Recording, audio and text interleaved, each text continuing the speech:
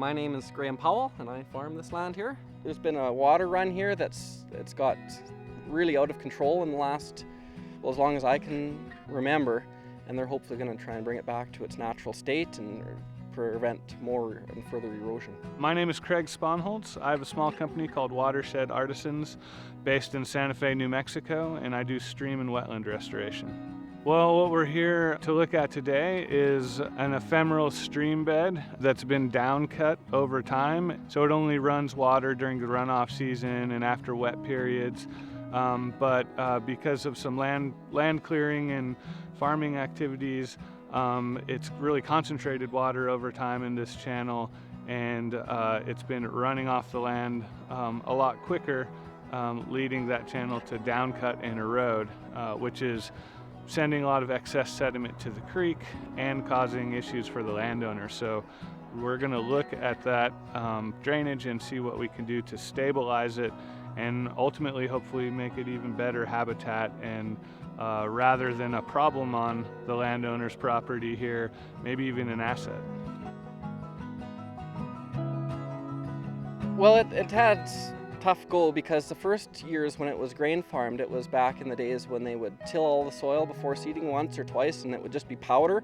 So any rain, runoff, any wind, you'd lose all your topsoil, and so that was bad for erosion. And then after that, they brought the buffalo in, which their buffalo are really hard on vegetation, and they killed all the plant life in that water run, so there was nothing to support the banks. Yeah, the whole land right from the tree line there all the way into the main creek it runs in is eroded completely. It has major erosion issues. The plan is just to first assess what's going on and try to get a feeling for what are the needs and goals of both the landowner and the folks that would be funding this potential project, and make sure that we can meet those targets. And then hopefully we'll come up with what I would call a concept plan. So maybe not full constructible design details, but a really good idea of how we'd want to approach this as a restoration project to meet those goals and fit within the budget. The Riparian area is, it's kind of separates the upland area from any body of water, such as a lake, a wetland, river, stream. Sometimes we refer to it as that ribbon of green.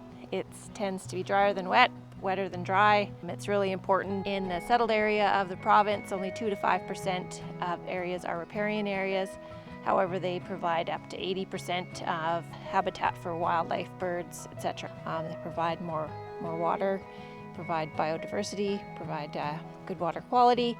So all that kind of ties in together to this project. The channel has been ditched, or basically turned into a drain. So it goes from the top of the slope to the bottom in almost a straight line. There's a few little wiggles in it, but basically that's the fastest path possible that water can travel from the top of the hill to the bottom, meaning it's leaving the landscape as quickly as it possibly can. So basically meanders are kind of like brakes for the stream, and we're going to slow the stream down, allow some of that water to soak in, and that's partially how we're going to get some of those native wetland species and wildlife species to move in, because we can improve conditions for them by making a wetter place. And so the primary way of doing that is just slowing how quickly the water can run off the landscape. Soil moves. Erosion is caused by soil movement, and that's what creates the gullying, the down cutting.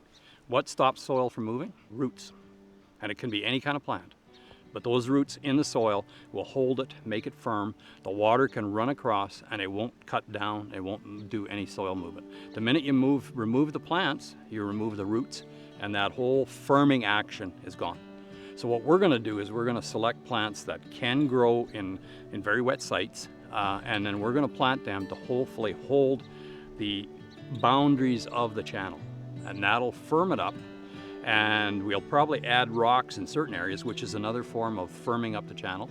Once that's done, we'll put a control mechanism on the water. It's wet enough down there that there are things like cattails and rushes, sedges, the sorts of things that you'd normally find in a wetland, and those are the ideal plants to have in that situation.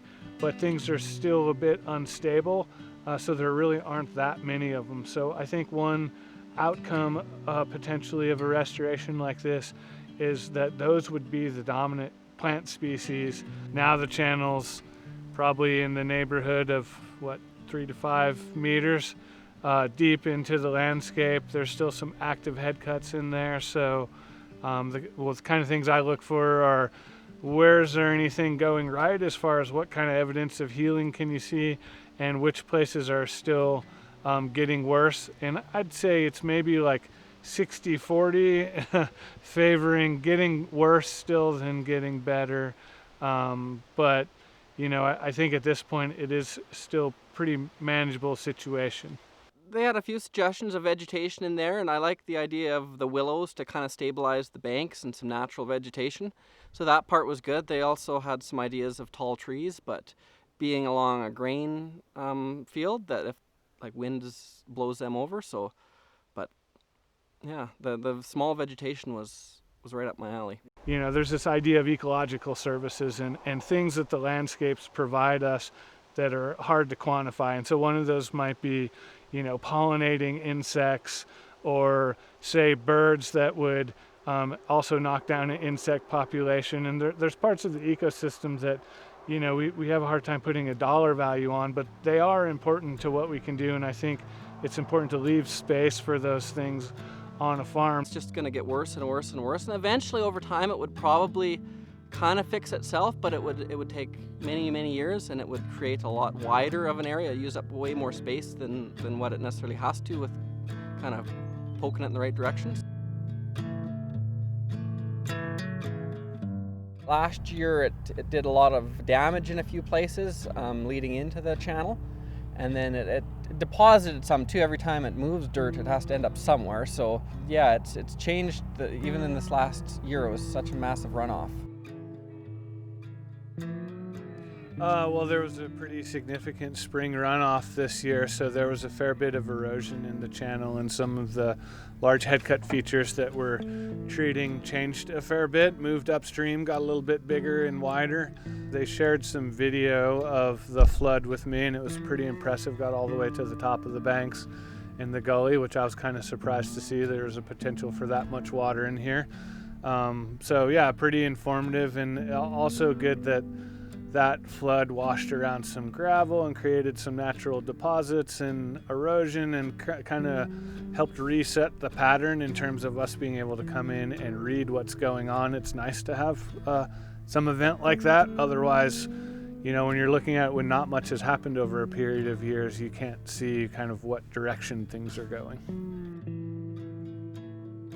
A lot of areas in the gully below the head cut downstream from it are healing quite well. The banks are kind of finding an angle of repose as they erode and get wider. There's less energy to down cut, and that energy kind of gets translated into widening, which allows for deposition and ultimately plants to come into the bottom. So as you come down here, there's willows and riparian species and wetland plants growing in the bottom of the gully. So that's ultimately what we're getting towards. The closer you get to the head cut upstream, the erosion is much fresher and it's more recent, and there hasn't been time for those healing processes to occur.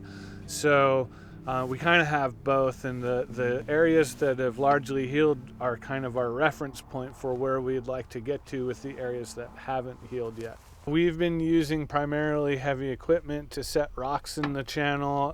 We're using an excavator like this one here with a thumb on it, and a small Trek skid loader to bring some rocks, and then we're basically building deflector structures that are called baffles that are meant to push water in alternating meander bends against outside banks to actually cause erosion, because that's how gullies heal themselves. They get wider over time. So we're just speeding up what would naturally be happening anyway. We're going to make it happen in a faster time frame. So all week we've been working to set these rock structures in all up and down the channel, and also to stabilize those large head cuts with boulder structures as well. The head cuts have been stabilized. They won't be an issue in the future. We've made really robust structures, lots of large boulders and on top of a gravel bed, each one individually placed carefully to create maximum structural strength. The rest of the project, we kind of need a flood flow or spring runoff to make things start to happen with the induced meandering portion of the project, and that's where we're creating these baffles to actually push water against the banks. So now we need flood flow to do that. So by next spring, I would expect to see a little bit of increased bank erosion, and so the soil coming off of the banks will get deposited on inside bins and other areas and become floodplain in places for riparian plants and wetland species to grow.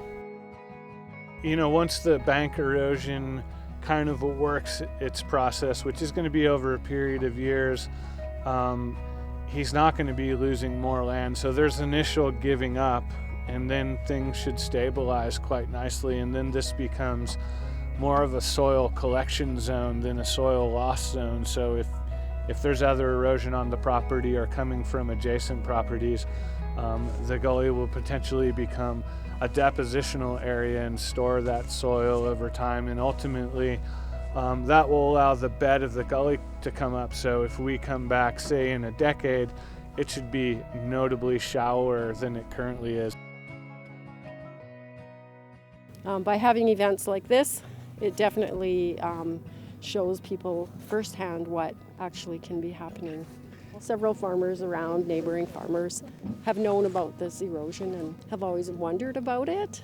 But maybe now with it being repaired or on the way to being healed, we can showcase it in our community and get some more folks involved. The banks will not be so sharp, and more vegetation will grow in the banks. Right now they're so steep that nothing can grow in them other than Canada thistle. But it'll really depend, I think, on how much runoff we have. 3 years ago, we didn't have any runoff, and there was very little snow, and it soaked right in. So it'll be dependent on Mother Nature, but I think for sure 10 years there'll be definite signs of improvement, is my guess.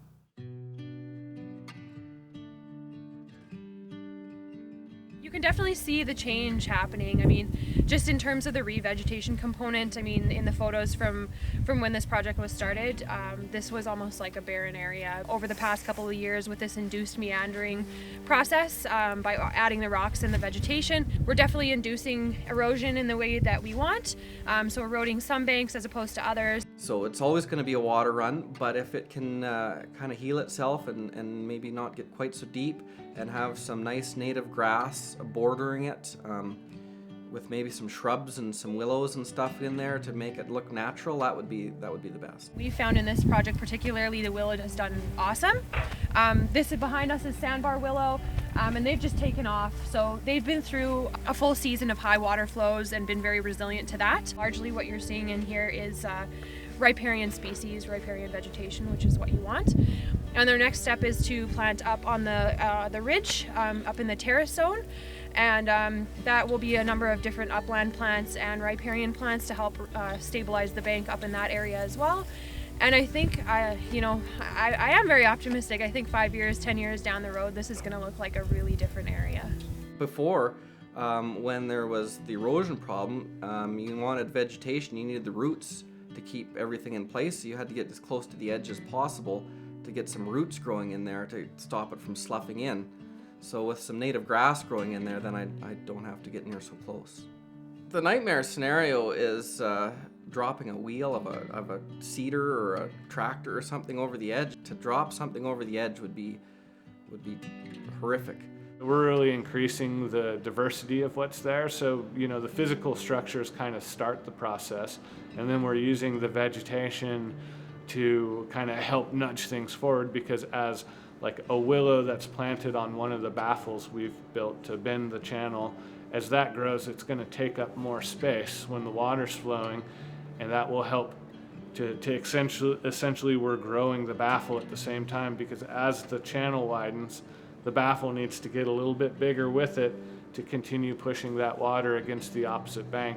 Yeah, in my perfect world, the Powell property will evolve into a channel that's maybe 2 to 3 times wider than it currently is, and all of that erosion that will need to occur to make it wider will be captured in the plant community that we've enhanced in the bed of the gully. So we're You know, the design and the intent of the design is to not let that soil leave the site and move downstream. We're actually creating the conditions where it can be captured on site and to help build and fill the gully back up. And a lot of people think they have a plan to slow the water down, and I was in the same boat. I thought, you could just do a few things, and after talking with Craig, and you realize that maybe throwing some bales in there does slow the water down in one place, but it speeds it up somewhere else, so that you're not gaining really. Yeah, I've had a few neighbors when we've had our workshop days, and they've stopped in, and people ask me what's going on, and I actually have a different neighbor who's contacted the Watershed Alliance, and he's going to look at getting some work done as well. So I think it's been good for making people a bit of aware of what can be done. Land is hard to come by, and so you only get so much, and they're not making any more, so you gotta keep track and do the best you can with what you got. The Powell project is funded through a program called Watershed Resiliency and Restoration Program. And the idea is to put resiliency back into our watersheds to reduce flooding and drought issues. A resilient river is one that has all the important pieces, so good banks, has a floodplain, has riparian vegetation, has that hyporeic zone, the water in the banks, has that groundwater connectivity, all those pieces and some relationship, it can go back to functioning normal after a catastrophic event like a large flood or a drought. It has everything to sort of heal itself. Moving water, we know, has a lot of energy. It can erode things. It can wipe out bridges, houses, fields, what have you. Because water flows, because it's liquid, it's out there. And when we have precipitation events, it has to go somewhere. And so rivers are the conduit for that. They're the pathway. If you have all that water, it has to go somewhere, and so the river channel forms at that lowest point, and it moves water. And once we start talking about a channel, some very other important jobs of rivers become apparent. One is to move water. The second one is to move sediment. Sediment is everything from dirt to gravel to cobbles to boulders. So rivers are really a conveyor belt. They move water and sediment. Pollutants in water are what we call colloidal, so they're either attached to little particles, think about little dirt particles suspended in the water, and they're carrying a backpack with them, and that's something we don't want. If you slow down that water, that particle will settle out, right? The ability of water to move particles is tied to its velocity. The faster the water, the bigger thing it can pick up. So think about gravel. Doesn't have to move too fast to move that, but a boulder has to move really fast. Alternatively, if you slow down water really slow, all that fine little sediment that makes it murky will settle out. That's one way to get rid of it. The other thing is, generally slower water has more vegetation around it. And plants, because they have a little bit of a positive charge, they can pick up often negatively charged particles of water and adsorb, so they get sort of stuck to them like a magnet. And that pulls them out of the water column as well. So if we tried to constrain rivers, what happens then is they dig deep. It's what rivers do. Moving water moves particles, so we either give them room, so we a wider channel, a floodplain like here, to do that, or we try to constrict them and they'll dig down, which causes different problems for us. It should take care of itself. So in a functioning system, in a river or a stream that is resilient, it will. That's the whole point, right? It goes back to functioning after that event as it should. There are changes, but it changes within parameters where it doesn't lose components or functions. So the idea is that you have all the pieces of Lego there, plus the ability to put them back. And that's what we try to do with Powell Project. We've lost a bunch of those things through management, so we're trying to put back pieces so that system can operate within bounds and maintain its function.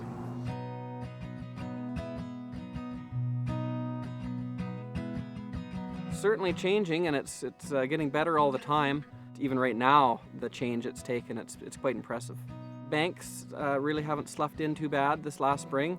A few of the rocks got jostled out of place with the extreme runoff, but this was probably the most runoff even in the last 4 years, so that was to be expected.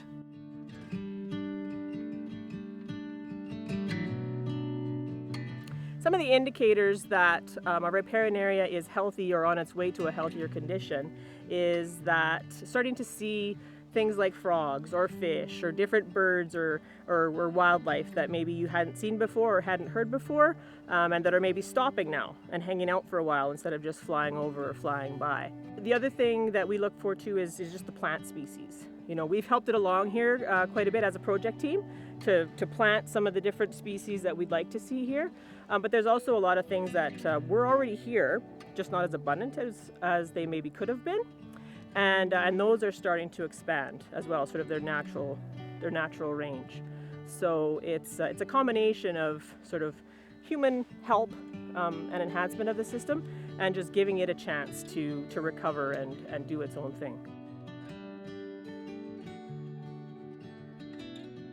One of the things that we've noticed, partly because of the rain, but also partly because of the way I think the creek is working now, is there's more water in the system for longer throughout the year. So I think that's an interesting shift.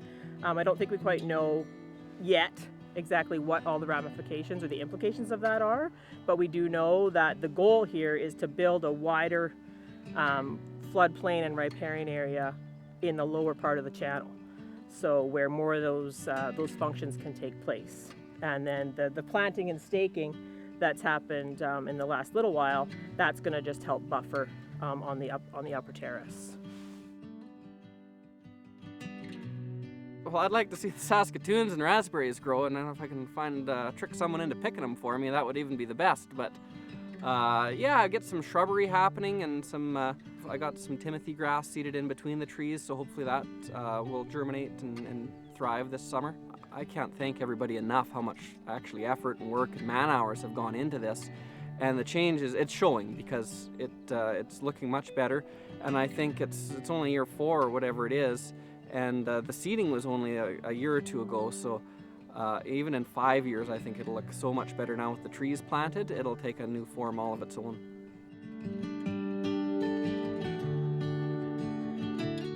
Yeah, it's nice to be looking out there and knowing that you're doing what you need to do to keep track of it. Like, yeah, my grandfather worked hard to buy this land, and so now that it's like I'm farming it, I want to do everything I can to continue that on.